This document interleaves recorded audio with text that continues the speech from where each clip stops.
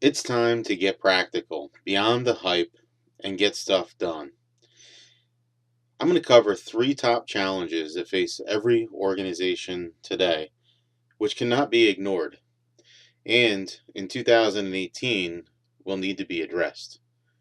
My name is Todd DeCapua. I wanted to go ahead and share this discussion with you, which I first had the opportunity to present to my peers. We were the 15 top performance engineers in the world got together at something called the Performance Advisory Council. So as we think about it's time to get practical, time to get beyond the hype, time to get some stuff done, I wanted to go ahead and pull up this quick Venn diagram and gain some alignment. So as you've probably thought about these types of things before, again, the way that I normally think about the world is through performance, security, and functionality, focusing on results. For this conversation, we're going to be focusing on performance and being able to get stuff done. So from an agenda perspective, here's some points that I've laid out.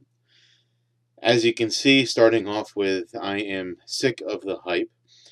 So the three top challenges for 2018 that we will be covering today, I feel like a lot of organizations, a lot of other firms, and um, you know others in the industry have really just hyped this up. So I think it's time that we get beyond the hype.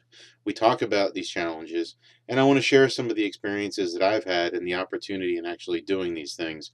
And not just in the last year, but these are things that throughout my career, across hundreds of organizations, I've had the opportunity to work in and be able to write about, research, and speak about recently as well.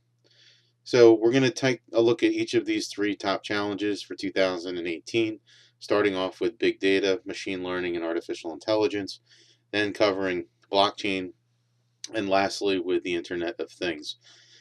We will be taking a closer look at each one of these, and the way that I've structured the conversation is we'll start off with an introduction, then we'll go into a deep dive, and then focusing on the future and some of the how-tos from a very practical perspective, and really getting you thinking about the right questions to ask and to reflect on, not only in your organization but in your career as you move forward in the coming year and years.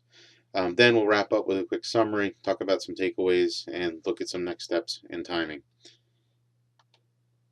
So as we get started with big data, machine learning, and artificial intelligence, again, we're going to walk into the introduction first. And what you'll see is this illustration that I've often used to help orient people to what each of these different components are, how they work together.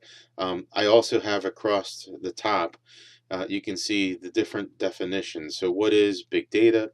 What is machine learning? And what is artificial intelligence? I find this is a great place to start. As many people have questions as to, hey, Todd, I've got a lot of data, but I don't know, is it big enough to be considered big data? So, we can read through these definitions together. As we think about big data, this definition, which on the PDF that you can download with these slides, I'll have links to all the areas that I got all of the definitions, any of the icons that are on here where I pulled them from. So again, you can reference them and learn more as well. But big data defined here as data held in such large amounts that it can be difficult to process. So I know nowadays that seems to be a rather simple um, opportunity to have that much data. So again, that's a definition of big data. And again, I also find that as we as practitioners work across more people, it's good if we can have some common definitions that we use and that we can reference back to as well. Second one here is machine learning, application of artificial intelligence that provides systems and the ability to automatically learn and improve from experience without being explicitly programmed. So machine learning focusing on the development of computer programs that can access data and use it to learn for themselves. Again, this is a little bit future thinking, But there's actually a lot of systems that are already written this way, can continuously learn. We'll also see how in some of the algorithms that we write, continuously looking at what are the findings and the results that they're coming up with, and being able to tweak those algorithms either from a machine learning perspective or an actual person stepping in to optimize and tune that algorithm. Lastly is artificial intelligence. You can see here I've included two definitions. One is a branch of computer science dealing with simulation of intelligent behavior in computers, and secondly is the capability of a machine to imitate intelligent human behavior. I think one of the most recent examples of this intelligent human behavior, if you have not seen it yet, you want to go ahead and look up Sophia. This is the first robot to now be issued a passport, but very, very intelligent human behavior can be seen from Sophia. Um, in the illustration, again, I had mentioned it at the onset, but within this, you can see how with artificial intelligence in the bottom left, big data on the bottom right, in the middle, we've got this piece of machine learning, which is enabling that via data mining with some deep learning, again, facilitating this computer vision, natural language processing, and generative models, which then pushes artificial intelligence even further. So, again, wanting to illustrate this is the relationship behind the words and the actions that enables all of this to happen and how they interact together. What you can see is on the left-hand side, you've got data coming in. On the right is insight going out. And then, of course, across the top, defining data sciences, leveraging analytics with business intelligence, along with statistics and data visibility, or virtualize or visualization tools across that data. So again, kind of an introduction to big data, machine learning, and artificial intelligence.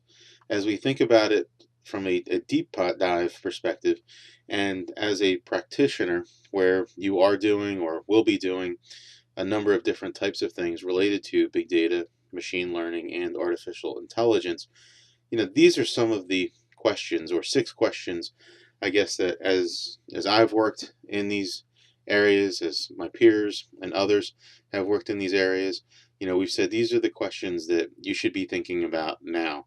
So you being able to bring these types of questions to the table will really set you and your organization up for success. Thinking about these early and often as you work throughout these activities. First, do we know all of the data points? So as you think about, what you're asking from a big data, machine learning, and artificial intelligence perspective, what are all the input data points that you're going to be looking for? Oftentimes, you may think you know all the data points, but then as you get further down the path, you learn that no, there's actually additional data that we need.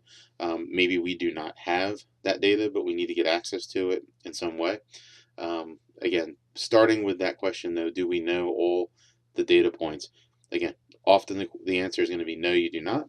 But again, think about it up front. Constantly be asking yourselves that question so that you can kind of continue to explore what other data points you may or may not need as you're going down this decisioning process. Second, have all the algorithms been defined?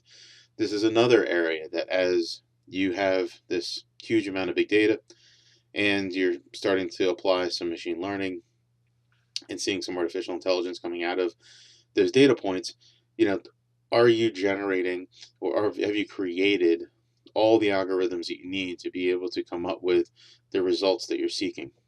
Again, sometimes I've started down the path. I said, yep, I think I do.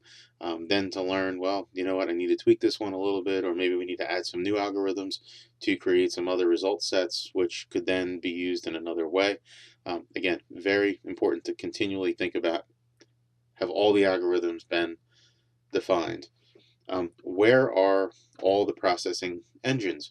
So as we explore our world today and where data sits and where we're going to be doing this processing, asking this very simple question of, where are the processing engines? Where do they sit? Do we want them out on the edge? What types of networks are they on? What kind of power do they require? What happens if they are no longer available? to the end-to-end system. And again, thinking about this from a data perspective, again, where are all those processing engines? It's important to think about. Many people sometimes don't think about this until it may be too late. And again, when you start thinking about the volumes of data that you're collecting, sending, how dependent you are upon these different sensors in the world to be able to push data into your machine learning, again, becomes very, very critical to everything. Are there unique protocols? So we're on the fourth one. There are new protocols being generated and created every day for a number of different reasons. It's very important to be aware of what those protocols are. Also, thinking about all the questions that we asked so far, how would a new protocol impact data points? How would it impact algorithms? How would it impact where your processing engines are or what they are doing? It could dramatically change things for you. So, again, thinking about these unique protocols, thinking about how you would handle them, because in time you will bump up against them and have to be ready to adjust fairly quickly. Number five in these 6 sets of bullets: what are the volumes or the size of data that you are dealing with or that you will be dealing with? And this is as new data sets come online and come available. Maybe you're getting them in bulk runs, daily, hourly, by the minute, by the second, or maybe it's just a live stream of data that comes across. Again, depending on the protocol, depending on the frequency, again, can pose some different challenges for you, but really needing to think about, again, what are the volumes, what are the size of those data sets that you will be getting. How is it that you can handle those, et cetera, et cetera. The last point here, or number 6, around our deep dive for big data, machine learning, and artificial intelligence, has to do with how do we create, reset, and refresh our data or our environments or just all of the test data, whether it be specific physical devices, virtual devices, the data associated with it, other dependencies and configurations that are required across all environments, so that we can, in fact, run these very short and continuous cycles. So, again, very important to think about these 6 different questions. Want to go ahead and just arm you with that perspective, having the experience, having been through this multiple times over the last 20 or so years. Again, these are very important questions to ask yourself, to understand, and again, from a deep dive perspective, really understanding it early and also throughout your projects. So next is thinking about, again, this challenge of big data, machine learning, and artificial intelligence, but really looking into the future. Let's look at some very specific how-tos. One of the areas that I turn to are some of the analysts in the world. For this research that I was doing, the analyst that I found that had just recently published some results was from Forrester. So you can see this forrester.com/predictions, that from an artificial intelligence perspective, their findings were 75% of early AI projects will underwhelm due to operational oversights. Seems like a reasonable statistic. If you go to the link, you'll learn more about these predictions for 2018 and what they're calling a year of reckoning. And again, Forrester highlighting what some of those predictions are.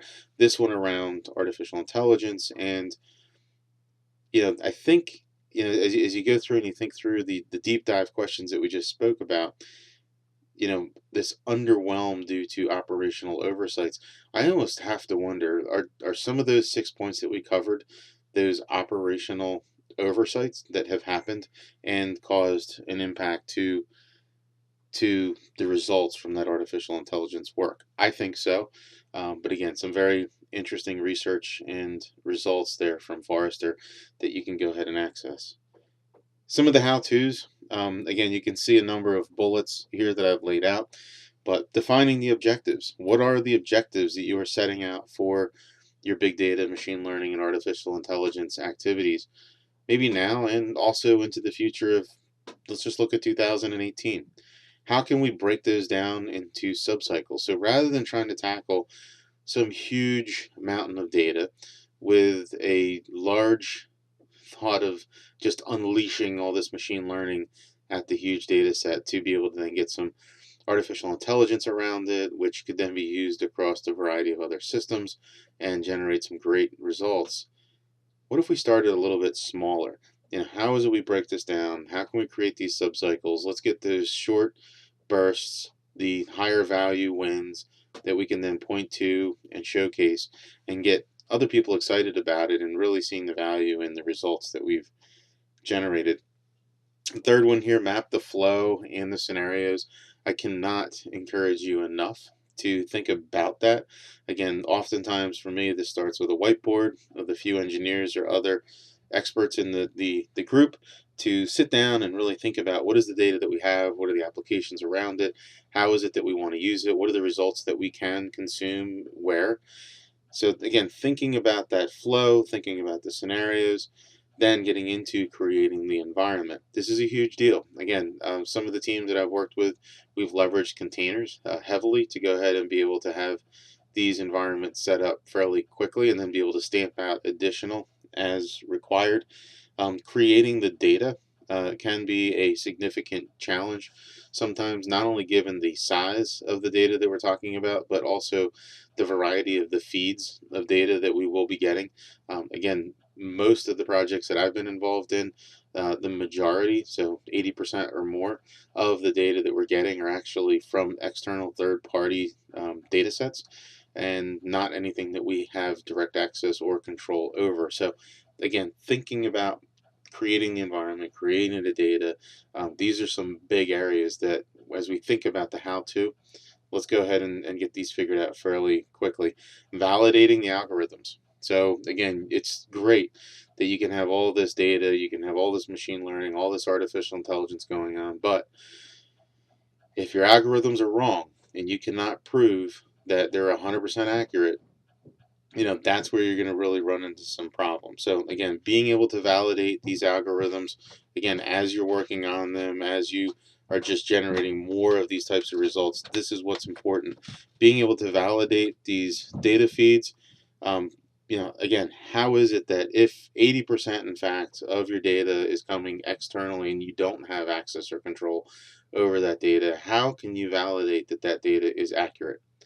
I can tell you, I've been through the process of getting the data, tuning the algorithms. We get down the path, we start looking at the final results, and something's not right. Well, it turns out the data that we got was wrong. So when we tuned the algorithms, guess what? We were tuning it to the wrong thing. That's where this review the results comes in. Constantly be reviewing your results, trending it over time, looking at what your expectations are based on your hypothesis, and being able to kind of uncover that and go through the sleuthing of finding out why that data may or may not match up with the results that you had expected. As I look around in the industry, there's tools everywhere. This is an example where a tool company, Dynatrace, has started implementing or integrating in some automated mitigation with artificial intelligence data. You can see in this example, and this was from a blog where you can see the link is above for you. But they had identified, here's how some of our customers are able to leverage to improve their mean time to resolution through automated mitigation with artificial intelligence data. So going from having a production incident that again is escalated at 2 a.m. Shall we use auto mitigation? What are the processes or the steps that we go through that? If it's still ongoing, do we initiate the rollback? If it's still ongoing, do we now escalate it to another tool? Again, this is just a very simple example of how some companies like Dynatrace are looking at automated mitigation with some of this artificial intelligence data that they have gathered and harvested and are able to run different algorithms against to come up with, again, this artificial intelligence for you. So the second topic, as I think about these three challenges for 2018, is around blockchain. Blockchain, again, many people have many different ideas of what it is or what it is not. Again, many people immediately go to cryptocurrencies, things like Bitcoin, and how big and scary they can be. Um, but as I think about blockchain, it's a little bit different. Some of the older technologies that some of us have had an opportunity to work on, things like EDI or the electronic data interchange, that's more of what I start thinking about when I think of blockchain. So again, as I work with some of the more seasoned professionals in the workspace, I talk to them about EDI, get them comfortable in understanding that. I had the opportunity to work with very early in 99, 2000, I guess, the largest EDI installation in the world, which was with the DuPont Chemical Company. They had originally created this EDI for paints. Beyond that, it just started exploding and became its own business unto itself. But again, I want to think about blockchain from that perspective. So, as we get into this introduction of what is blockchain, you can see the definition here. Also to the right is a little bit more from an illustration perspective, a little iconography to help illustrate it, to help understand where blockchain can be used from a variety of different applications. But again, thinking through that, what is blockchain? It's a digitized, decentralized public ledger of all cryptocurrency transactions, constantly growing as completed blocks are recorded and added to it in chronological order, allowing the market to participate to keep track of these digital currency transactions without a central record keeping, or each of these nodes. So this computer being connected to the network gets a copy of the blockchain, which is downloaded automatically. So as I've seen some of the illustrations. I've had the opportunity to work in a few of these. As you think about something, maybe not so simple, but a simple example for many people is in purchasing a home. You have things like the title for that home or the deed, and where is that recorded, and who is the prior owner, and you know how is it that from a loan perspective things are getting processed at the bank based on a sales price, based on who's actually making the purchase, what are their credit scores, all of those kind of moving parts or independent elements which have to come together, which, oh, by the way, today, you and I pay a fair amount of money for each one of those components that I just spoke through. Each one takes a fair amount of time, might be hours, might be days, or longer to go ahead and process. But in this scenario that I just went through, this definition of what is a blockchain, imagine having all of those components connected together. Now it becomes a much less expensive and a much faster process, which is typically going to be free of errors. So again, that's the value of something like blockchain.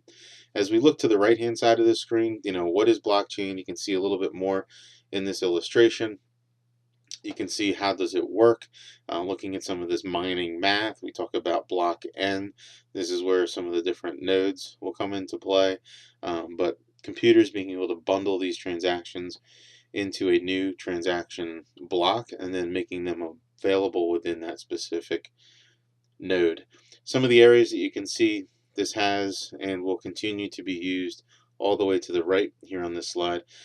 Blockchain uses are being explored today, irrespective of the use of Bitcoin. So again, kind of push Bitcoin to the side, but think about things like smart contracts. So this might be what I just spoke about with real estate, stock exchanges. Again, what if you had a digital trading platform that, again, a share of stock is what you are transacting, as it changes hands, as it changes values. Again, all of that being kind of controlled or at least tracked through blockchain. And again, you can see all the other examples here, but very relevant and timely.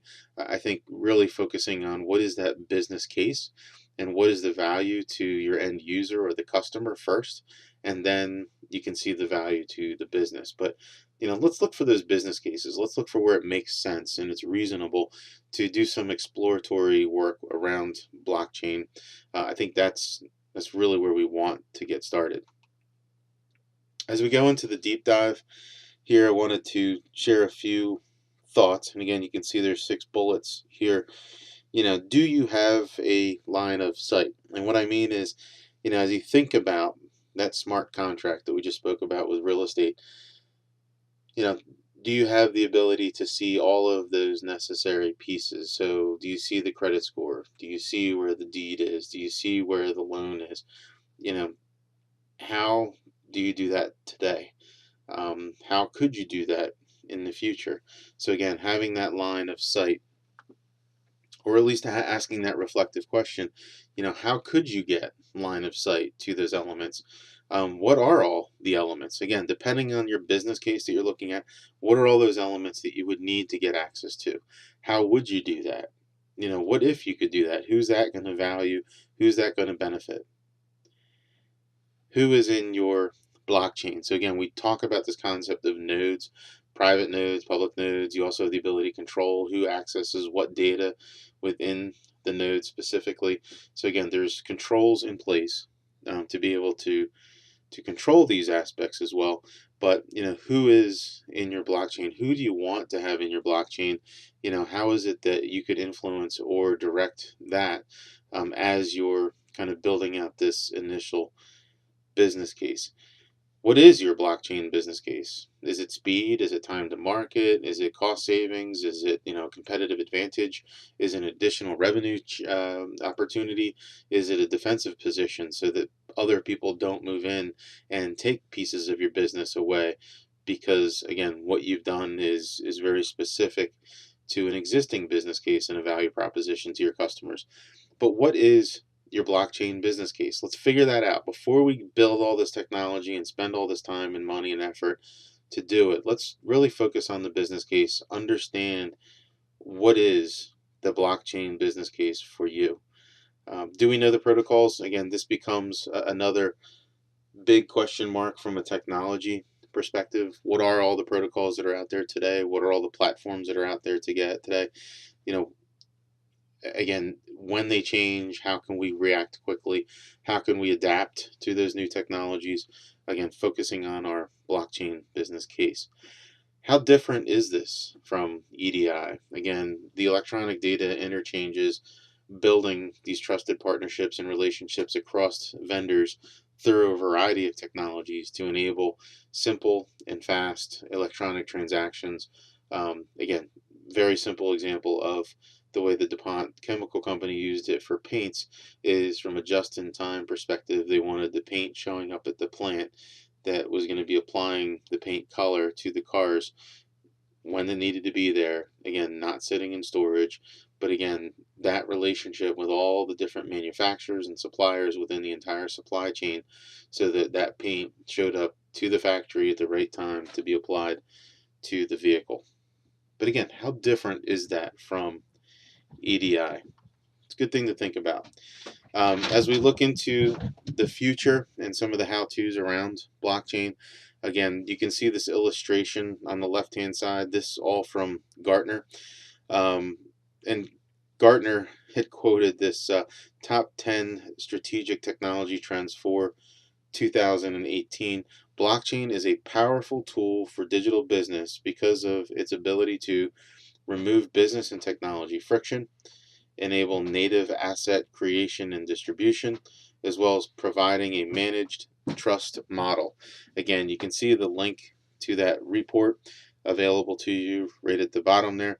Again, I suggest you click it and read it if you're interested in learning more. The illustration above represents kind of the left-hand side of the blockchain ledger and what that means. On the right-hand side, you can see some of the extended characteristics of a blockchain ledger, and then below are some of the solution sets around blockchain that you will see and read about. Ethereum, again, being one of the leading platforms, as well as some of the other technical solutions available underneath as well. On the right hand side was some very interesting research that I had found. Highly recommend clicking on it and reading a bit more. You can see this was research done by Matthias Scherer, where he kind of defines this business case, outlines some workflows. He talks about public versus permissioned blockchain to help you understand a little bit more there. But again, this was part of, I believe, his PhD dissertation, but again, it was something I found very insightful, and I think you will also. So again, please click on that research and you can learn a little bit more. As I was doing additional research and reading, I also came across this from the Agile Testing Alliance Global Testing Retreat from 2017, which again, you can see the slide share at the top with the link if you wanted to learn more. And this was really specific to blockchain based testing. And you can see they've kind of outlined it in the four different flows from left to right here, starting with transactions and then going to blockchain underpinnings, and then looking at specific blockchain frameworks and platforms, and then the blockchain solutions and providers. So again, visually, something that when I first saw it took a little while for me to wrap my head around, but when I started to understand it, I said, "Wow, this is pretty compelling and interesting," and I think something that would help to illustrate as well as be a great talking to help people understand a little bit more that from an agile testing perspective, here's some thoughts about blockchain and some touch points that are going to be very relevant to this conversation, not only now but into the future as well. The third topic that I think is a big challenge for 2018, and had the opportunity again to share this with the Performance Advisory Council, is around IoT, or the Internet of Things. Again, when you define this for people, it means many different things. This illustration, I think, does a great job of representing many of the elements of IoT and what it means. I also had found this definition that IoT refers to the connection of devices to the internet. So things like cars, kitchen appliances, and even heart monitors can all be connected through IoT. And the Internet of Things grows in the next few years. More devices will join that list. So again, this illustration showing how things like a stadium within the smart city, things like the smart hospital, smart highways, smart factories, all connecting across a variety of different types of networks and communications, um, even interacting and exchanging data, and probably being stored within cloud and cloud based services and a variety of different platforms. But again, all of this representing Internet of Things, and why this is such a huge challenge in 2018. So that's just the introduction. As we go into a bit more of a deep dive, and again, pulling on some more of this practical experience, what are the things that we should care about? So, as you think of the Internet of Things, as you think about things like Copenhagen Smart City, what were those things that they cared about? Why did Copenhagen want to bring a smart city? Where is it that they got it implemented? They've got sensors. They're feeding back all types of data. It's benefiting the public, making it safer. But where are they going next? How is it that they're making this a virtual world? How are they making it a more interactive world for you to be in? How is it that things like machine learning and AI will also interact with IoT? Um, and again, that's kind of getting into the second point here. How are things interacting with other things? When do they, and how much? So again, many of us do carry a mobile phone. Many of us have other smart devices on our person. They're all interacting together. The other thing is, as you're driving your car down the street, maybe the street lamps are interacting with your vehicle, making for smart highways. But when are they communicating? How often are they communicating? What are they communicating? Recently heard someone else speaking about data privacy in your automobile, and what do people have the right from a data perspective to have, and what do you have the right to have? So again, thinking about data privacy also introduces some very interesting challenges, specifically around IoT. When do things cause too much data and too much traffic, and why does it matter? So again, as I reflected on this in preparation, you know, you have a limit on the amount of data that can be sent from your mobile device per month, as an example. What happens when that increases? How about from your car? Um, how about limitations from networks that might be on the edge of, a city? Things that might be in other locations that are less accessible. As I'm thinking about it, I've got a good friend who's got a heart monitor that's embedded within his body. And again, what is it when that sends a lot of data? Does it get warm? Does it start to do other adverse things? There is a battery in there. Well, how does that all work when it's in his body? And what happens if that were to get hot? What happens if that were to do other, not so favorable things? So again, why does it matter? Well, maybe that's some reasons why this matter. What does the future of things look like? So we've seen how things like microwaves, refrigerators, everything else getting smart around us. We've also seen how things like DDoS attacks will start to leverage these devices to, start sending massive amounts of data and transactions to go ahead and take down networks or entire sections of geography to basically, just take the internet away altogether. But what does the future of things look like? Again, being able to capture different data sets, or having sensors that are going to be sending sets of data, having machines talking to machines based on the Internet of Things, enabling us to maybe make more important decisions while other decisions are being made for us. Again, it's a little bit gray, but again, these are some of the conversations that, as I observe what's happening within Internet of Things, as I look at some of the challenges that we are all going to be facing here in 2018. These are some of the things that we can solve this year. There's going to be other things that we're going to be solving in the future, well beyond this year. The last question here is: are there new things, business models for companies bring? So again, knowing that we have this Internet of Things, think about your business model. Think about the Internet of Things. Think about the sensors. Think about the data. What are those new business models? I don't want to revisit things like Uber or Netflix or any of those things. They've been significantly overplayed, but those are representative examples of where a business model has been created as a result of the internet, as a result of Internet of Things, as a result of mobile applications.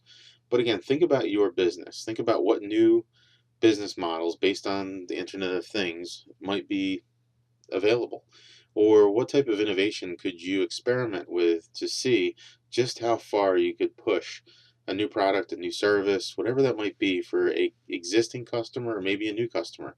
Are you asking your customers what they want? Are you kind of pushing the edge a little bit with some of your capabilities and the value propositions to your customers and asking them for their feedback? How about your partners? Again, all of these become very interesting points to think about. These 5 bullets in the deep dive here of the Internet of Things. So as we look at the future and the how-tos, again, you will see some research that I had found from 451 Research on the left-hand side. This really talking about how and where some of these IoT devices are sitting. Also, some of the ways that they interact and some of the key elements that perhaps you're already leveraging today or you will be in the near future. But as we look at the core capabilities or the core technology functions, and then kind of that middle piece, which is the near edge, and then all the way out on the edge being at the bottom, you can look at things in smart business, and in this illustration, they're showing smart trucks. What does that mean? Yes, they're all the way out on the edge. They're communicating with a variety of other near edge solutions, and those tie into your core as well. What are some of those business outcomes that you're looking at? How does it do that? Well, that's where we get into the bottom part of this table with the biosensing, machine sensing and controls, as well as the environmental sensing. So again, thinking about these smart trucks as a thing out on the edge, you know, Well, what type of biosensing? Well, maybe you still have a driver that's in the truck. Do they have things that are going to sense, are they getting tired? Are they perspiring more? Are they, um, their heart rate elevated? Are they nodding off like they might be tired? You know, but these would be different biosensing capabilities that could be embedded on the edge within this smart thing, to go ahead and benefit your business and your customers. Machine sensing and controls. Again, we've seen a lot of this today, but you can see in the what area, the location, the temperature, the power consumption, all of these things. Very easy to think through that smart business or that smart truck out on the edge, and how that is or could be leveraged in the future, and why that would be important to you. Also, environmental sensing. What's going on around that truck? Is there heavy traffic? Is there weather? Are there other adverse conditions that are going to be impacting that smart thing out on the edge? So again, this was looking at the IoT taxonomy, some research that was done by 451. You can see a link at the bottom to learn more about that research. Some of the how-tos that I've listed out here talk about focusing on the components. So breaking each one of these down, building it, testing it, validating it, and verifying it all as a component first. Being able to recreate each of those components accurately. Again, whether they're core, near edge, or edge, again, how is it we can recreate these? Because again, doing it at scale becomes a whole nother challenge. But let's start, focusing on those components. Let's recreate them accurately. Then let's verify the things. How many are we planning on? Where are they going to be? What are they going to be doing? How are they going to be communicating? You know, Gets into the next piece, ensuring the network conditions. Again, if we're expecting any type of communication from these things, we need to verify and validate that yes, in fact, there's going to be a network there. We've seen how on things like aircraft, not only do you have a primary, but you better have a secondary, and you may actually have a tertiary communications or network that you're communicating over. Because again, if the one fails, you need to have at least a backup, and maybe a backup to that as well. Offline conditions and results. So let's assume, or let's not assume, let's plan that for some reason, if we go offline, what is it that we want that sensor to do? Again, thinking about what's on the left here, so from the 451 research perspective, from a biosensing perspective, what if one of these sensors stops working on the driver and we can no longer capture their heart rate? Well, what should we do? Do we need to alert somebody that we're no longer sensing a heart rate on that driver? Um, Again, thinking through that scenario becomes critical, because again, what do you do? What do you want the systems to do? Could be something as simple as the network's dropped. It could be something as not so simple as, you've got some very bad things happening to your driver in the truck. But what is it that, if offline conditions exist and you're not getting those results, what do you want the system to do? Also, thinking about the security of things. This is a huge area that, not only do I think about performance, obviously, and functionality, but, security is a big deal. But what if somebody were to hack your thing? What if they were to leverage that in a way that now the data that's being sent might have something more than just the normal data that you're expecting, but some other nested bits that might be coming across with it as well, getting into the bigger system. So again, these are some of the future and the how-to items that, as I think of IoT, providing you with the opportunity to think about these and be prepared as you look into the future, not only to solve right now, but again, as we're all kind of moving through 2018. So there was one other element that hit me, and I think, you'll see links here to a number of different elements. You know, a lot of people want to know, how do I get started immediately? So I wanted to create an easy way for you to get started with some IoT testing activities. All of this is commercial, off the shelf products.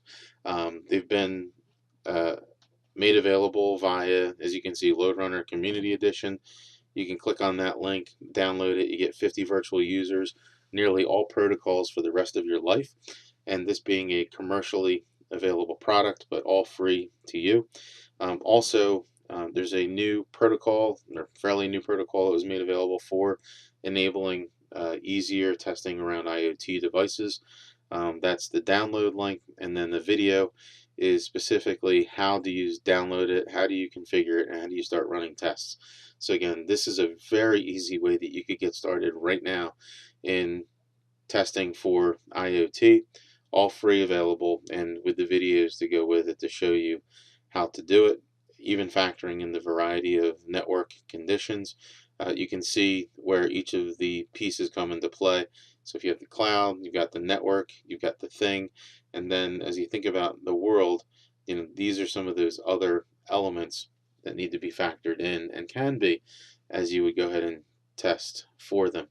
Again, this is a very quick and easy way for you to get started around performance testing. We've spoken a lot about the network. There's a lot of different ways that you can recreate the network.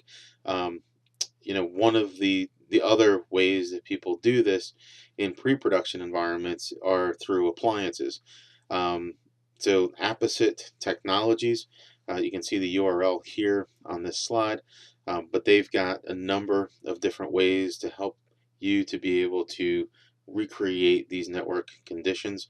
As you can see, these advanced emulators for very complex network topologies is what Apposite Technologies does. You can see all the different bits here as far as the 15 separate profiles per emulation engine, being able to handle multiple independent emulation engines, being able to recreate a variety of different speeds of links. Um, Actually, I know that they're working on even faster links right now. Advanced link modeling, enabling paths to emulate bandwidth, delays, and jitter, as well as loss. Also being able to bring in QoS as well as background utilization of the network. So again, a lot of different elements here, but as you've heard me talk about big data, machine learning, artificial intelligence, blockchain, IoT, all of these big challenges that we're all facing here in 2018, the network plays a fairly significant role. And as you think about building and overcoming these challenges, you really need to consider, how am I doing this? So again, wanted to just introduce Apposite Technologies, tell you about their capabilities. You can go out and understand a little bit more about the value. But with all three of the challenges that we've spoken about for 2018, the network plays a critical role. It's absolutely something that you need to think about. So from a summary and takeaway perspective, I'm interested in continuing a conversation. I know that the 15 of us that were in Scotland together are continuing this discussion. You will see me on social media quite active there, and I do know that we're going to have a number of blogs coming out covering this topic as well as many others that we covered within our Performance Advisory Council. So I would encourage you to stay tuned for that. There's also some other resources that I wanted to make you aware of and make available to you. There's a few different ways that you can do that. So again, here's my email address on my Gmail, which is appperfeng@gmail.com. Also, my Twitter handle is @appperfeng. And then lastly, if you go to Effective Performance Engineering, Shane Evans and I had the opportunity to co-author a book titled Effective Performance Engineering with O'Reilly that was published in June of 2016. And O'Reilly has given us the opportunity to provide copies of this electronically for free in 3 different electronic versions. So again, if you go to effectiveperformanceengineering.com, simply click on Get the Book, click on the O'Reilly link, and you'll be able to download it in any one of 3 electronic formats for absolute free to be able to read through that book and understand some additional concepts related to effective performance engineering. So again, as we've reviewed these three challenges for 2018, starting off with big data, machine learning, and artificial intelligence, then moving into the fun of blockchain and what it means and some really critical elements to think about, and then finishing off with the Internet of Things, or IoT, and all the opportunities that I think exist there. All three of these are very exciting topics for myself, as I'm sure they are for you as well. And my big goal here is to really just put these ideas out here, put some of my learnings and experience out there so that you might be able to pick up on a few of them, learn from them, and then also share with others. Again, my name is Todd DiCaprio. I appreciate the opportunity to be able to share this with you tonight, and hopefully have an opportunity to review it. Let me know what you think. Give me the feedback um, out on Twitter, or if you want to drop me an email, that's there as well. Thanks again. Bye.